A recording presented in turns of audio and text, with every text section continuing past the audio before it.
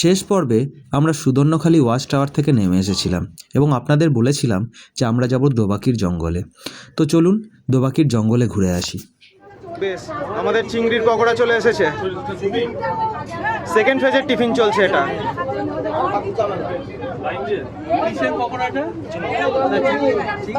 চিংড়ি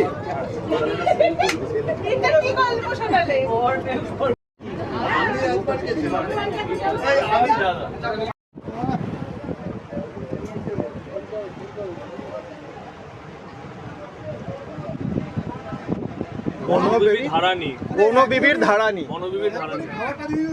সেটাই, এইটা সব থেকে বেস্ট জায়গা বলি সুন্দরবনের। তাই নাকি? কাকা তুমি তো ভুল টাইমে ভুল জায়গায় ভুল খাবার দিয়ে দিলে।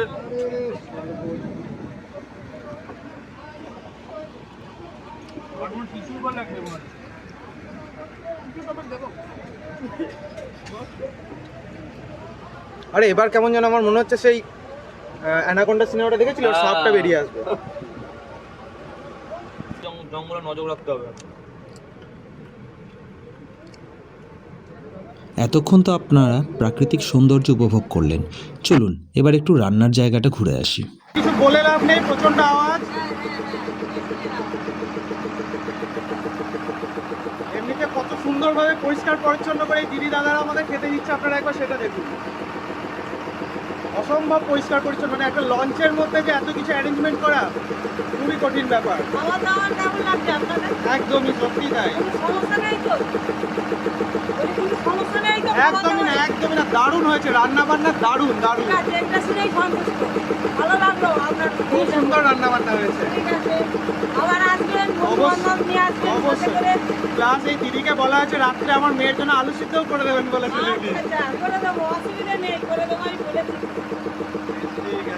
তাহলে আজকে দিদি আমাদের কি কি হচ্ছে? রান্না আছে দুপুরবেলা তোমার ডাল, মাছের মাথা দিয়ে ডাল, আলু ভাজা, তার সাথে আছে লাউ চিংড়ি, তার সাথে আছে পাবদা মাছ সরষে বাটা দিয়ে। বাপরে, অনেক আইটেম তো। হ্যাঁ, আর মাছের পাতুরি। মাছের পাতুরি, ওরে বাপরে বাপরে, বেশ বেশ, ঠিক আছে। চাটনি পাঁপড়। চাটনি পাঁপড়, আবার কি চাই? হ্যাঁ, এই তো। এখন আপনারা দেখতে চলেছেন আমার মতে আমাদের এই গোটা সুন্দরবন ভ্রমণের সবথেকে রোমাঞ্চকর এবং সুন্দর দৃশ্য। এই তো আসছে, ঘুরছে ঘুরছে, দেখো ঘুরছে। এই তো এখানে ভালো দেখা যায়।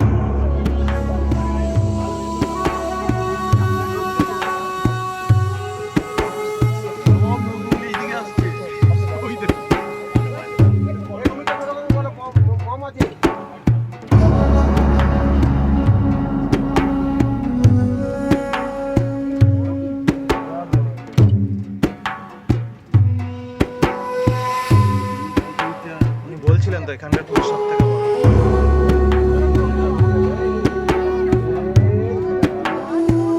পয়সা শুন। কুমিরের দেখা তো মিলল, চলুন এবার প্রাকৃতিক সৌন্দর্য দেখতে দেখতে আমরা যাই দোবাকির জঙ্গলে, দেখি সেখানে বাঘের দেখা পাই কিনা।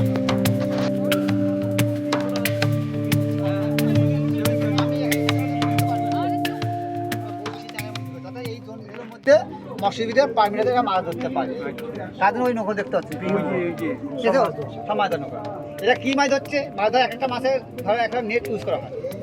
এরা যে ভাববেন যে ইলিশ ধরতে, তা নয়, ভেতর তা নয়। এরা ধরছে যে মাছগুলো লোটে মাছ, আমুদি মাছ, চিংড়ি মাছ, এরা ধরছে।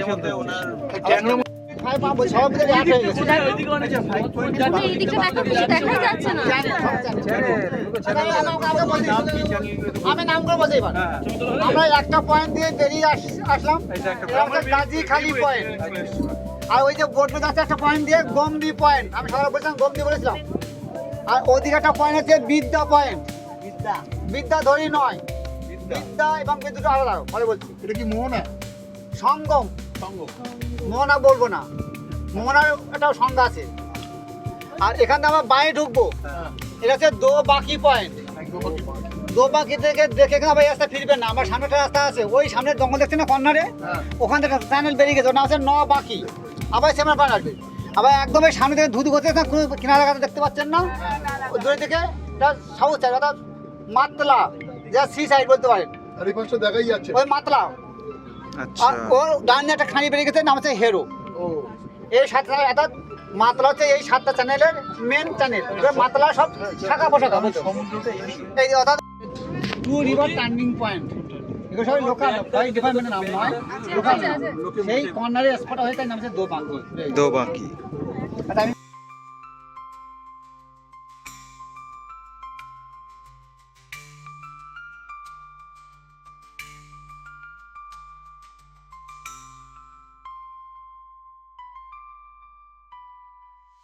আপাতত আমরা চলে এসেছি দোবাকি। আমাদের ওইটা তো এখান থেকে শোনা যায় নাকি সব থেকে ভালো ভিউ পাওয়া যায়। আমরা ভেতরে যাব এবং সেখানে দেখবো যে কি হচ্ছে না হচ্ছে বা কি কি অ্যাকচুয়ালি এখানে আছে। এখানে এই জায়গাটার নাম অনেকজনের কাছেই শুনেছি, নিজে চাক্ষুষ করলে তবে বলতে পারবো কি হবে।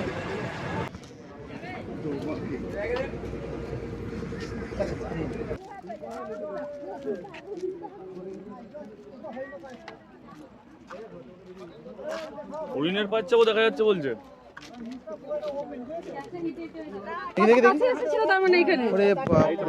মানে এখানে বাঘ গেছিল।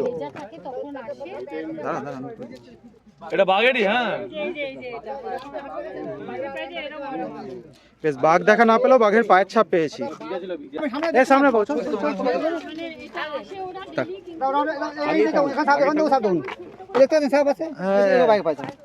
সামনেও আছে কম্পিটিভ সাপ দেখা যায়, কিন্তু তখন ওই জোনটা পুরো এটা ঘেরা ছিল, অর্থাৎ এটা ডিয়ার রিভিউশন সেন্টার করা হয়েছিল, হরিণটা আনা হয়েছিল বুঝলেন, সার্ভে করার জন্য। কিন্তু এই হরিণটা এখানে সার্ভে করতে পারিনি, তার জন্য এখানে ছোটো যে ছিদ্র বসে সব খেয়ে লপট করে ফেলেছিল, নতুন করে সিট বসছে না, তার জন্য একটা ফাঁকা হয়ে যাচ্ছে। আর ওই যে কালো কালো বেরিয়েছে পেন্সিল বেরিয়েছে, পেন্সিল এটা হরিণে পাই, এটা হরিণে পাই। এই যে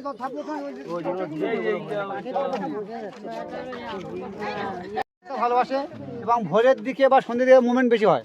দেখো সারাদিন ধরে বাড়িতে বিড়াল দেখবেন বাইরে বেরোতে চায় না, ঘুমিয়ে পড়ে থাকে, ঘরের নিচে চৌকি দিয়ে বসে আছে, যেই সন্ধ্যা হবে সেটা বেরিয়ে যাবে। ও বাবা, সকাল আর বিকালে মুভমেন্ট বেশি। হ্যাঁ,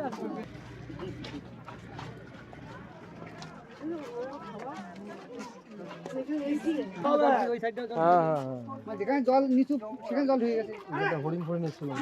আর এই দেখেন বেড এগুলো নার্সারি করা হয়েছিল, ম্যানগ্রোভ নার্সারি করা হয়েছিল। 2021-এ একটা সাইক্লোন হয়েছিল, নাম ছিল ইয়াস। হ্যাঁ, ইয়াসের পরে আমাদের ওয়েস্ট বেঙ্গল সিএম এই ভেতরে নামা যায়, কেউ নামতে পারে না না হ্যাঁ, তাহলে কেউ তো নামেই নিছে, মানে আপনাদের মানে ইয়ে লোকরা সরকারি এটা বেড করা হয়েছিল। বলছি দেখুন এখানে দেখুন ক্রিকেট খেলার পিচ দেখুন, মাঠে ক্রিকেট খেলার পিচ দেখছেন, আচ্ছা লম্বা লম্বা লম্বা বেড খেলবে দেখুন, ওদের তো সব বড় পিপি পড়ে আছে, প্লাস্টিক প্যাকেট আছে দেখেছেন। 2021-এ যে বলছিলাম সাইক্লোনের নাম ছিল ইয়াস। ইয়াসের পরে আমাদের West Bengal government CM declare করেছেন যে সুন্দরবন এলাকায় 5 কোটি ম্যানগ্রোভ গাছের চারা রোপণ করতে হবে। তার চিন্তা ভাবনা, যেহেতু দিদির কথা হয়েছে, আর তার চিন্তা ভাবনা নিয়ে এইসব জায়গা পুরো নার্সারি করা হয়েছিল। বিনা তার বীজ রোপণ করা হয়েছিল, কিন্তু এখনো কার্যকারিতা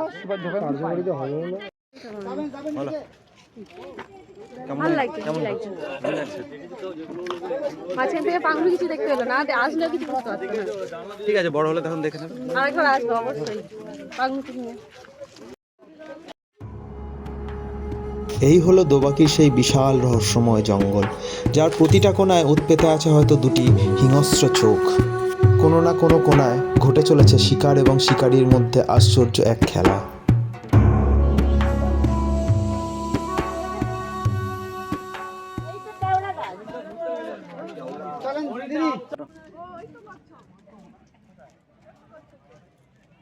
অনেক আছে, আমরা দেখলাম, এই তো মুখ বাড়ি আছে, অনেক কটাই মুখ বাড়ি আছে, একটা ওই জায়গায় মুখ বাড়ি আছে। সবচেয়ে কুল গাছ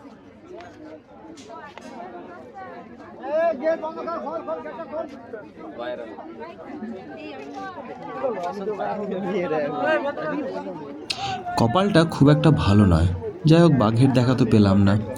আমরা দোবাকি থেকে বেরিয়ে লঞ্চে উঠে দেখলাম লাঞ্চ সার্ভ করা হচ্ছে। আজকের লাঞ্চের মেনুগুলো কিন্তু একদম ফাটাফাটি ছিল। শুরুতেই ছিল আলু ভাজা আর মাছের মাথার ডাল।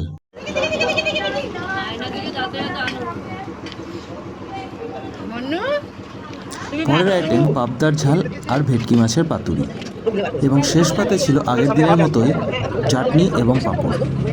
এরপর আমাদের বোট এসে থামে ঝড়খালিতে।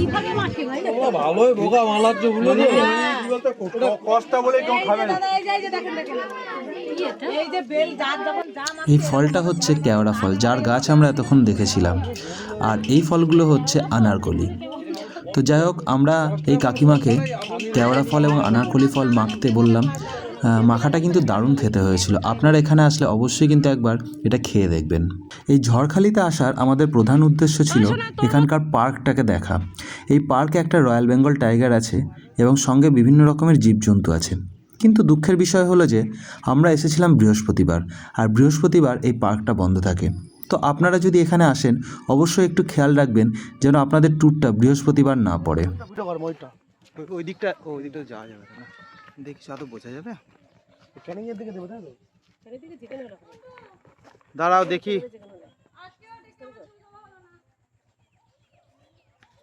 প্রান্ত দিয়ে হাঁটছে, আলাদাই ব্যাপার। জলের মাঝখানে ওটাকে জলের মাঝখানে একটা ডলফিন। তুমি হাত বলি না বাঘের মাথায়। কি করবি মা, বাঘকে হাত বোলাচ্ছ? হ্যাঁ, অন্তত কি বলতে পারবে সুন্দরবনে গিয়ে বাঘের গায়ে হাত দিয়ে এসছি। দাঁড়াও দাঁড়াও, মশলা কই দেখি কিরকম করে বাঘের গায়ে হাত বোলাতে হয়। আচ্ছা, আর বাঘ কিরম করে মা? বাঘ কিরম করে ডাকে? খক তো কুকুর ডাকে। এই হ্যাঁ, চেষ্টা করলে পারবি। তোমরা না এক কাজ করো, মানে মানুষজনকে সঙ্গে করে খাবার হজমের ওষুধ আনতে বলো। মানে একটা হজম হতে না হতে আর একটা চলে আসছে। বলা হচ্ছে তো, খেয়ে আপনারা উঠতে পারবেন, কি খাবেন আনলিমিটেড যা খাবেন। মানে একটা খেয়ে রেস্ট নেবো কি তার আগে আরেকটা চলে আসছে। আপনারা যেটা বলছেন মনে করবেন সুন্দরবনে 1-2 এর মধ্যে। না, তোমাদের পরিষেবা খুবই ভালো, অন্য কোনো কথাই হবে না। ট্রাভেল যাকে চিরিংবাজি করবে, এটা বলে ওটা খাওয়াবে, আমাদের ওটা হয় না। যেটা এবারে রান্নি সস্তা খাওয়ান হয় না, হাতে রান্না খাওয়ান হয় না। সে তো অবশ্যই।